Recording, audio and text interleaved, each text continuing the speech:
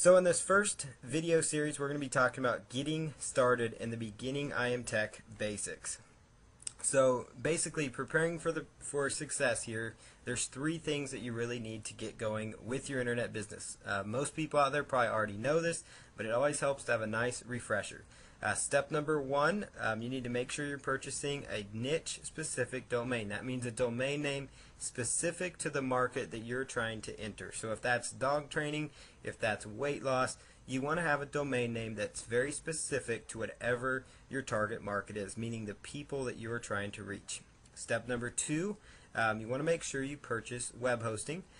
Quite honestly, there are free places you can host your site. There's free blogging services, but there is nothing like having your own web hosting and your own domain name that you control. That's when you have a real successful online business. That's when you have something real. It's yours. Nobody else can take it away, because at any moment, with WordPress, Blogger, anything like that, in just a moment's notice, all the work you've done could be gone because they own it all. So can't encourage you more than, just if you're starting out, get a domain and get your own hosting.